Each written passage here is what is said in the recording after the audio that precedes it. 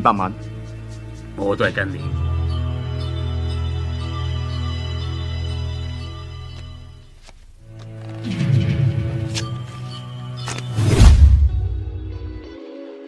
Halo Tangkurak Squad di seluruh pelosok Nusantara, balik lagi dengan kami Santuy Sinema yang masih siaga untuk nemenin waktu gabut kalian. Gimana kabarnya? Semoga masih tetap dalam keadaan sehat sentosa. Amin. Sebuah film jadul tapi cukup seru sekaligus lucu, menceritakan tentang kisah kehidupan Master of Junaid alias Dewa Judi yang sangat terkenal dan kaya raya. Tapi kemudian dia harus hidup dalam sisi kehidupan lain karena harus kehilangan ingatannya. Pastinya penuh dengan aksi seru yang akan nemenin kita bertangkurak ria bersama. So, N1, N2, N3, gas kuy! Oke, tanpa harus banyak cekah pematuk, don't go anywhere. Jangan lupa ibadah sebelum nonton. Langsung aja kita simak alur cerita dari film God of the Gambler. Zoom in on his ring.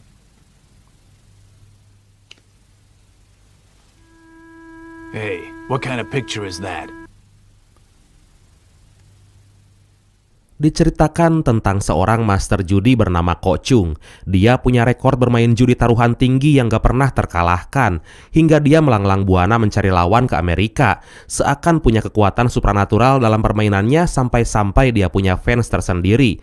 Banyak yang mengaguminya dan dikenal sebagai Dewa Judi. 我哋好歡迎閣下今日嚟呢個賭場玩。Cash. Banker wins. Singkat cerita, scene berpindah ke negara Jepang. Di sana terlihat pacarnya yang bernama Janet. Ko Chun mendapat undangan permainan judi secara private oleh seorang konglomerat Jepang bernama Tuan Tanaka. Kayak merek parabola. Saat itu Ko Chun langsung ditantang dua jenis permainan, yaitu mahjong dan dadu.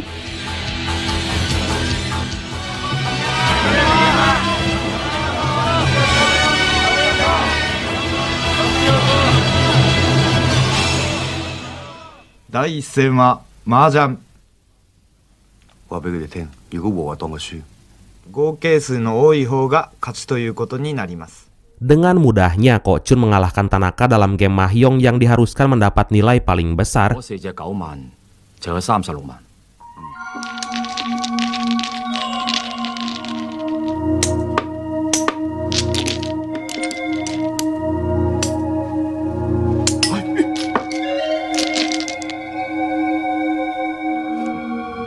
神山さん79万。コウさんは80万。コウさんの勝ち。 Begitupun saat beralih pada permainan dadu, Tuan Tanaka meminta asisten pribadinya yang bernama Miss Chi, bukan Miss V ya, beda lagi itu mah, yang ternyata dia adalah seorang yakuza, dan dengan mahirnya dia memainkan dadu untuk mencari nilai paling rendah.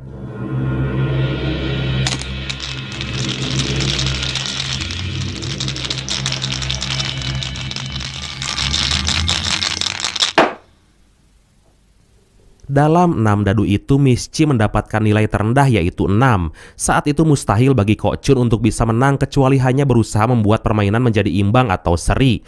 Tapi sebelum mengocok, Ko Chun minta pada panitia untuk mengganti alat kocoknya dengan yang lebih keras. Dan tiba-tiba...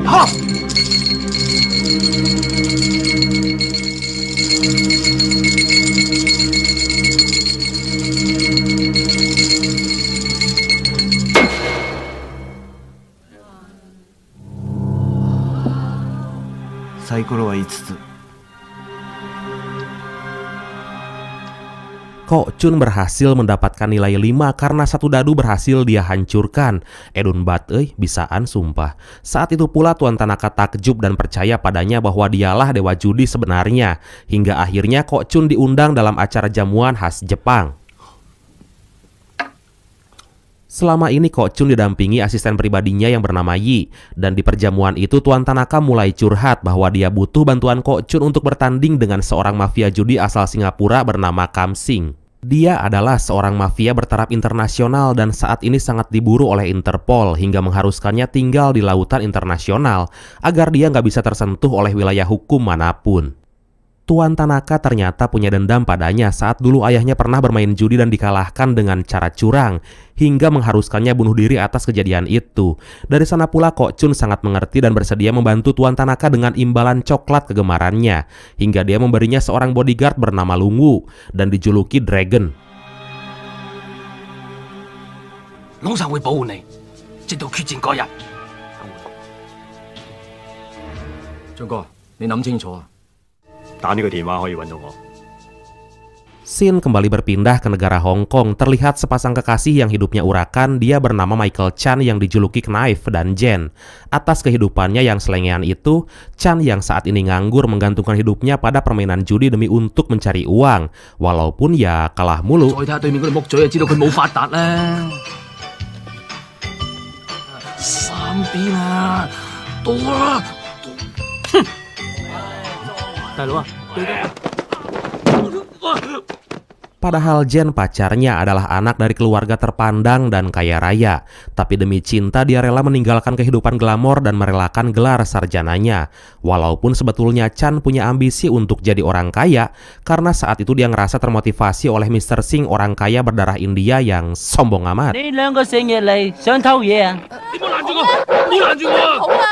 喂，呢度係市價老禮。 Karena kesombongannya itu, Chan dan sahabatnya yang bernama Crow membuat sebuah jebakan demi dendamnya terhadap orang kaya sombong itu. Karena emang mereka hidup dalam kesederhanaan dan serba terbatas. Kembali ke Kok Chun yang sekian lama telah keliling dunia, saat itu kembali ke Hong Kong, kemudian berinisiatif untuk nongki-nongki cantik ke sebuah kasino lokal dan menyuruh Yi mengantar Janet pacarnya untuk tinggal di sebuah villa miliknya.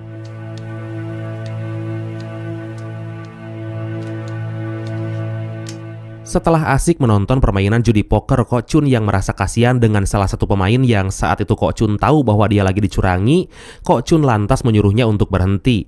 Tapi saat itu pula, pemain lain gak terima dan malah menantangnya. Hah, belum tahu dia. 今晚手氣差就唔好玩啦。輸唔起冇謂監佢啊嚇！你話咩話？我輸唔起。大鱷，你咪真係要走係嘛？係啊，唔俾面嘅講多句都無謂。 Tanpa pikir panjang, Kok Chun langsung menerima tantangan mereka dan berhasil mengalahkan salah seorang pemain jadug di sana. Anjir, kot pemain jadug. Yang ternyata dia adalah sindikat mafia komplotan Kamsing. Dia betul-betul dipermalukan dan terpaksa membayar kekalahannya dengan menggunakan cek. 200萬，你鋪鋪都咁好牌，我依家唔夠開咩？咁都有嘅，隻實跌歪咗喎，3條女。喂，南哥，乜輪到你玩嘢啊？俊哥，今日再玩過。多謝喎。 Tapi saat Kok Chun dan timnya akan pergi, tiba-tiba dia menyuruh anak buahnya untuk mengejarnya di jalan dan mengambil kembali ceknya. Tapi kemudian... 喂，大佬，點解？佢搭嗰個係火車嚟㗎。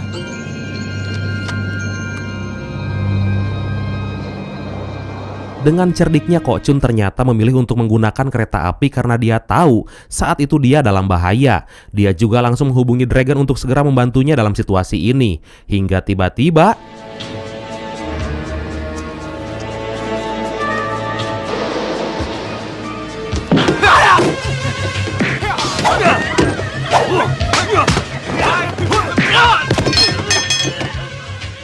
Dengan gaya santai dan flamboyannya, Kok Chun woles aja nonton bodyguardnya yang lagi menolongnya. Ya karena emang dia banyak duit ya kan, apapun bisa dia lakukan dengan uang. Hingga saat Dragon berhasil membereskan masalah itu, tiba-tiba Kok Chun memilih untuk kabur dari kereta itu untuk menghilangkan jejak.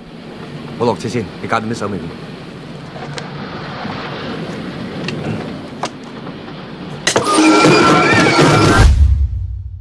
Ternyata dia berhenti dan turun tepat di kampung di mana Chan atau Knife berada. Saat itu pula Kok Chun bertemu dengan pria India sombong itu bersama anjing galaknya. Tapi saat Kok Chun menatap anjing itu, tiba-tiba anjingnya lari ketakutan. Dan kemudian...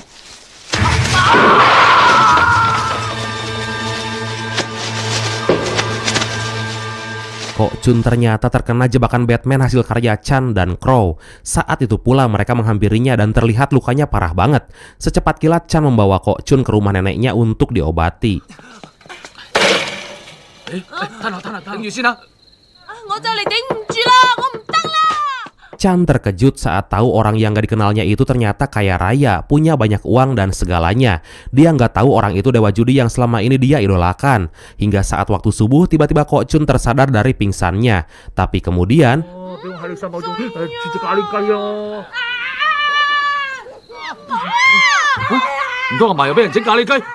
betapa terkejutnya semua saat melihat Kok Chun, si orang asing itu terlihat menunjukkan gelagat seperti anak kecil yang gublah-gebloh. Dan setelah diprediksikan, ternyata saat ini Kok Chun mengalami hilang ingatan akibat benturan keras saat tadi.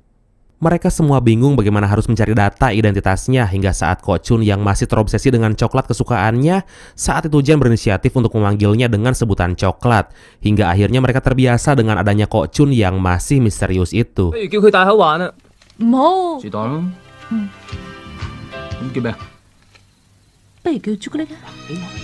俾我先咯。我俾出你唔俾人招我，冇翻㗎。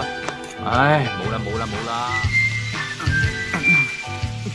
Pada suatu hari mereka mengajak Kok Chun ke tempat kasino lokal langganan Chan dengan tujuan mencoba keberuntungan coklat dan menyuruhnya untuk memasang taruhan balapan kuda.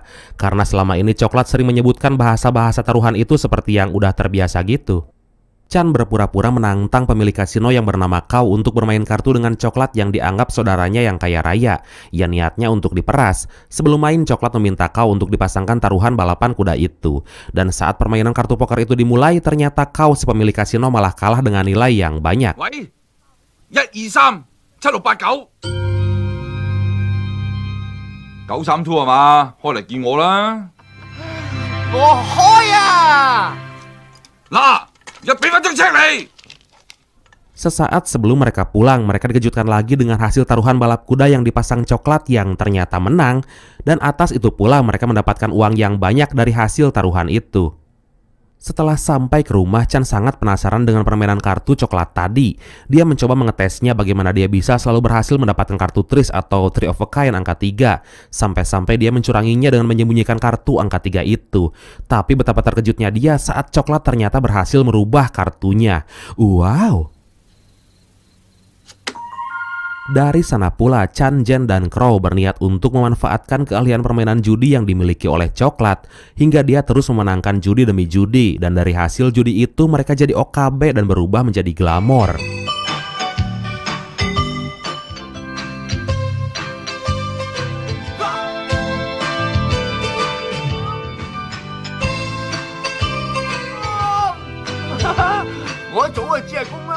Tanpa rasa puas, Chan berniat untuk mengajak coklat bermain judi di kelas yang lebih tinggi lagi biar hasilnya makin gede.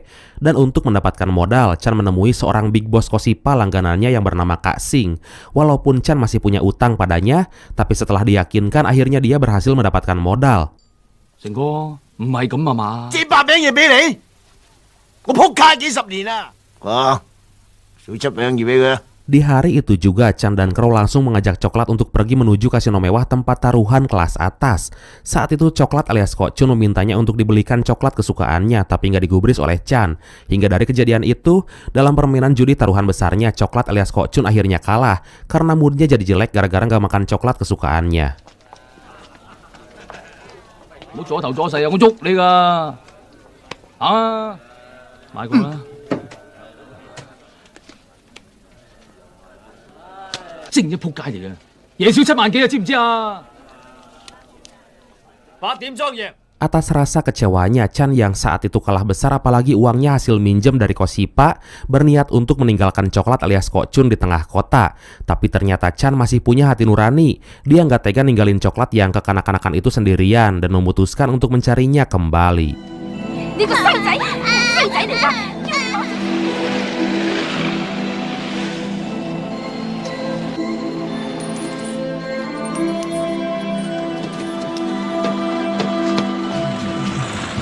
Setelah berhasil ditemukan, Chan berjanji bahwa dia nggak akan meninggalkannya lagi dalam kondisi apapun. Walaupun ya kadang dia emang suka pika sebelen alias sangat menjengkelkan. 朱古力，朱古力啊！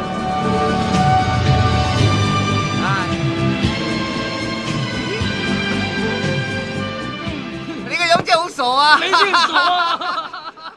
Keesokan harinya Chan mengajak Coklat yang teramat sangat gublah-gebloh itu ke dokter spesialis untuk mengetahui apa yang terjadi padanya, yang ternyata dokter itu mengatakan bahwa Coklat mengalami gangguan syaraf akibat kecelakaan itu dan harus dioperasi dengan biaya yang sangat besar. Dari sana Chan dan yang lainnya berusaha mencari jalan keluar agar Coklat bisa dioperasi dengan menjual mobil, tanah, dan barang-barang yang selama ini mereka beli dari hasil judi Coklat.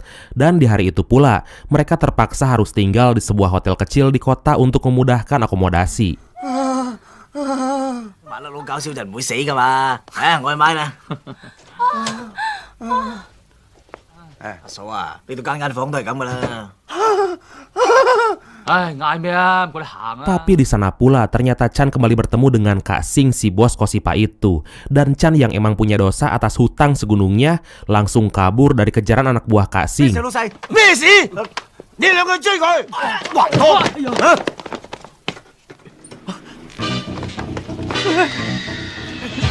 走唔甩噶啦，想走啊？喂喂！ 咪走啊！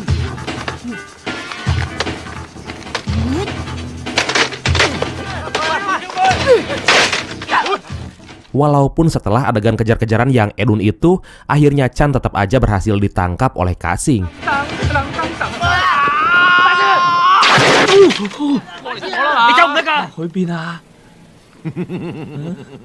Di tempat lain di villa milik Kok Chun terlihat Janet pacarnya yang lagi curhat dengan alat rekamannya.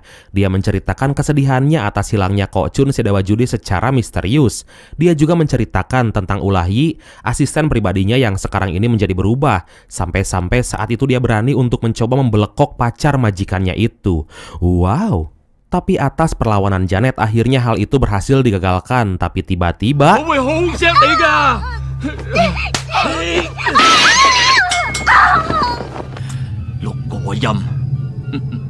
Janet meninggal dengan mengenaskan. Dan dengan koplaknya si Yi yang emang ngebet banget sama Janet tetap kekeh untuk membelekoknya walaupun dia udah meninggal.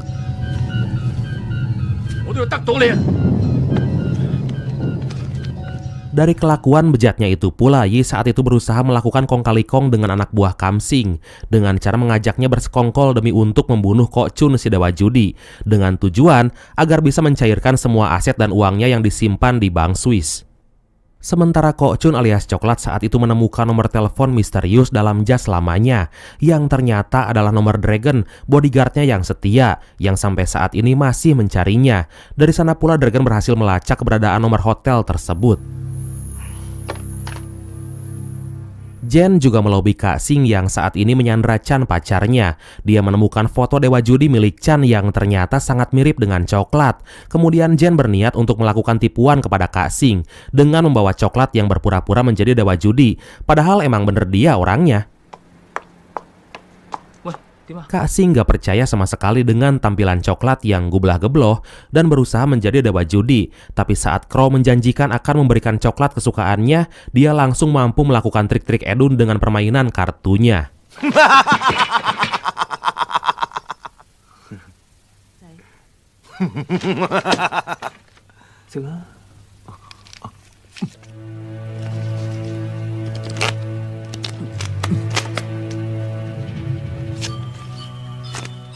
Hingga dari sana Kak Sing menantangnya untuk bermain kartu dan mengajak bertaruh dengan nilai yang sepadan dengan hutang Chan.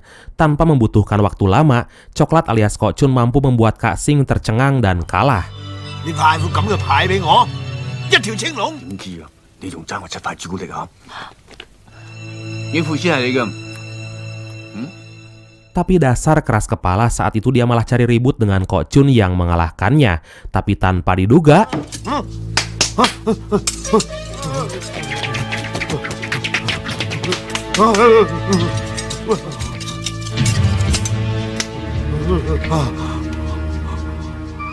akhirnya Jan berhasil melumpuhkan Kak Sing dan berhasil mengeluarkan Chan. Kemudian mereka kembali ke hotel itu dengan tenang dan damai.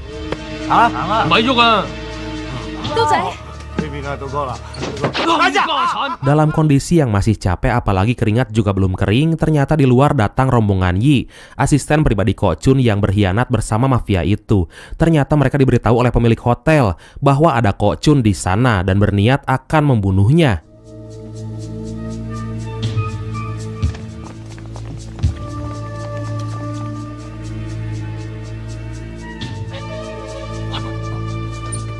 Tapi saat itu juga datanglah Dragon yang berhasil melacak Kok Chun. Kemudian dalam waktu bersamaan saat itu Kok Chun betul-betul dalam situasi berbahaya. Hingga aksi baku tembak pun terjadi. Duh sumpah ngefans sama si Dragon jagoan 我哋消息嘅。呢度有冇後門㗎？嗰邊有個後門落商場。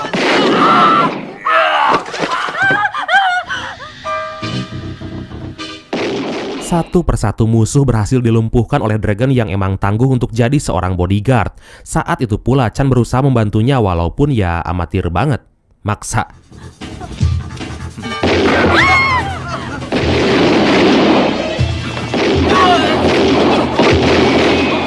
Di tempat parkiran itu Kok Chun terlihat sangat panik dan kabur sendirian.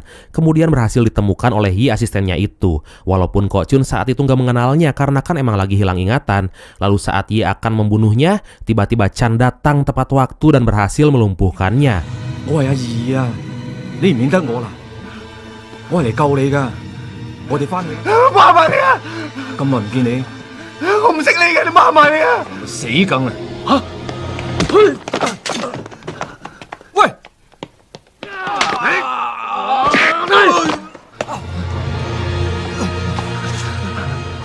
Dari situasi yang genting itu, Kok Chun sedikit demi sedikit bisa mengingat kembali akan jati dirinya. Dan seperti yang kerasukan Saiton, saat itu dia yang gublah-geblos seketika berubah menjadi barbar. Tapi nggak lama kemudian, dia kembali panik hingga kabur keluar gedung dan tiba-tiba...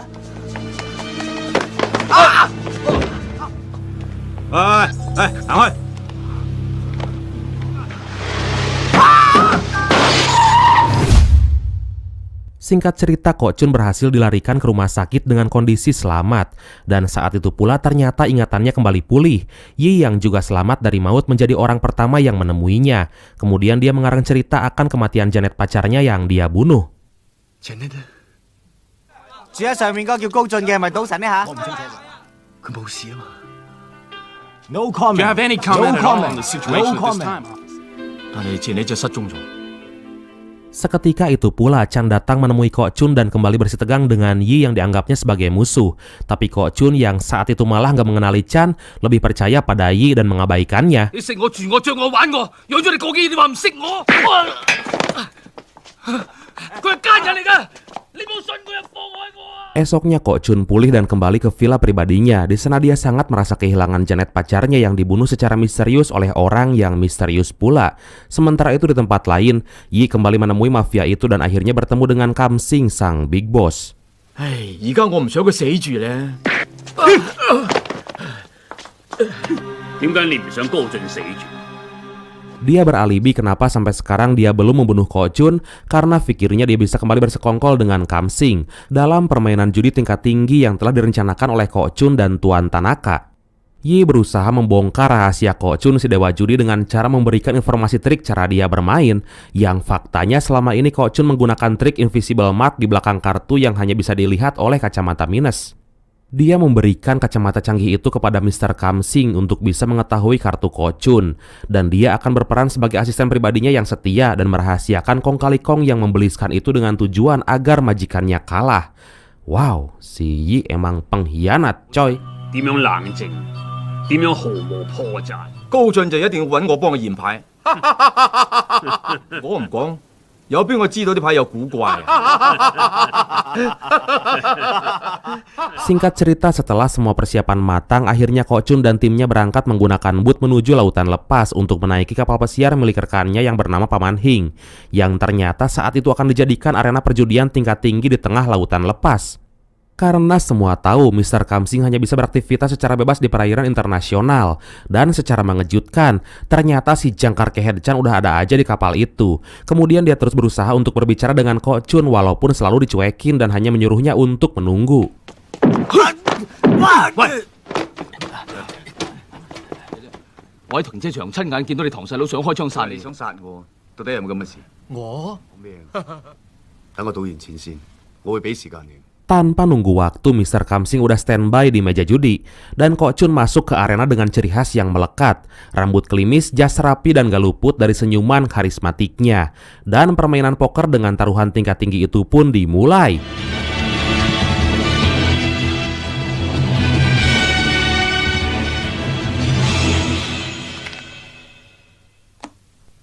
而家請雙方驗牌嘅。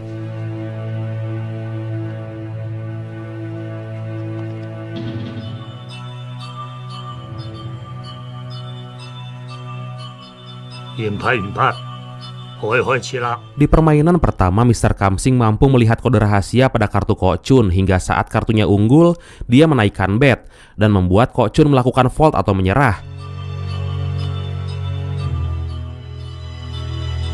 2萬。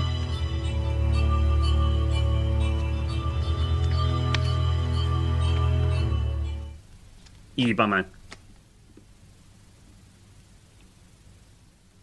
合理價錢。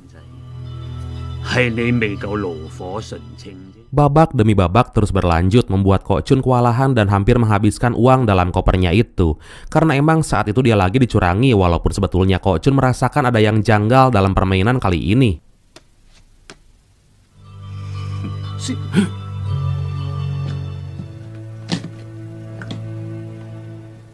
長哥啊，剩翻最後一箱錢啫噃。你似乎睇通晒我啲牌咁。 Hingga saat dia mendapatkan kartu PRS dan satu kartu tersembunyi, dia langsung menaikkan taruhan sebanyak 2 juta dolar. Sementara Mr. Kamsing telah mendapatkan Tris Queen di tangannya. 200萬，我都係跟你。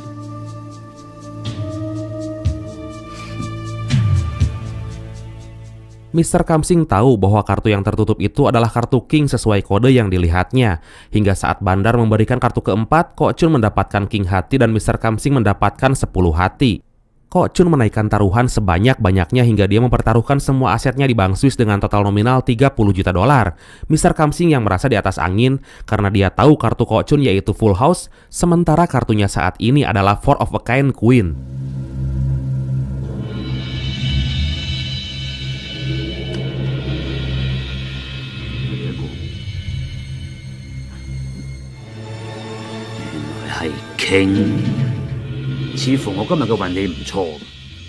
Mr. Kamsing sangat senang saat dia menunjukkan kartunya dengan sangat bangga. Tapi saat Kok Chun yang terlihat menghulang alias bengong dan langsung menunjukkan kartunya yang ternyata dia juga mendapatkan Four of a Kind As alias 4 as. Lebok si Kamsing.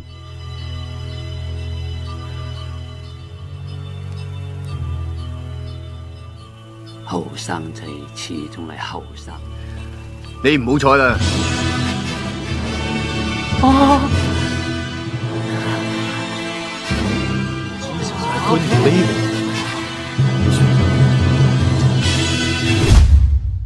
Semua terkejut karena nggak menyangka Kok Chun bisa menang. Dan saat itu pula Mr. Kamsing membocorkan semua rahasia yang selama ini dilakukan dengan Yi, asisten pribadi Kok Chun. Dan tiba-tiba... 高二，你個仆街仔！冚唪唥咪喐！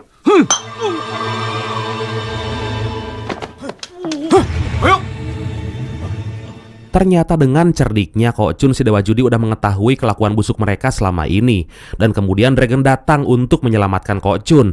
Wah, jagoan gua nih. Dan yang paling edun, Kok Chun dan Dragon udah berencana untuk membawa kapal itu ke Hong Kong dengan tujuan untuk menangkap Mr. Kamsing. Mantap. Akhirnya Kok Chun bisa membayarkan dendam Tuan Tanaka saat itu. Semua tim sangat bahagia. Chan yang terus berusaha ingin menemui Kok Chun alias Coklat si Dewa Judi yang selama ini menjadi idolanya tapi terus dicuekin. Hingga setelah sekian lama menempuh perjalanan jauh, Chan kembali ke rumah neneknya yang sederhana itu. Chan ngerasa was-was karena di rumah itu kosong gak ada siapa-siapa. Hingga tiba-tiba Kok Chun muncul bersama neneknya. Kok Chun menawarkan Chan untuk menjadi asistennya dan berniat mengajaknya bermain judi ke Las Vegas, Amerika Serikat, tempat surganya para pemain judi sedunia. Dan kemudian tamat.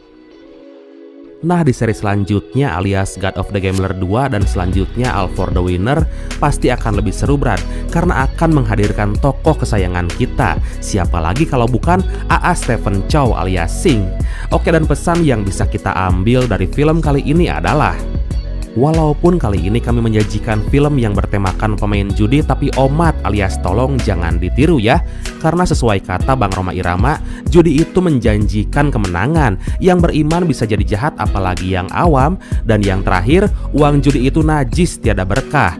Judi Oke, beratku semua, makasih banyak udah nonton sampai akhir seperti biasa. Mohon maaf karena masih banyak kekurangan.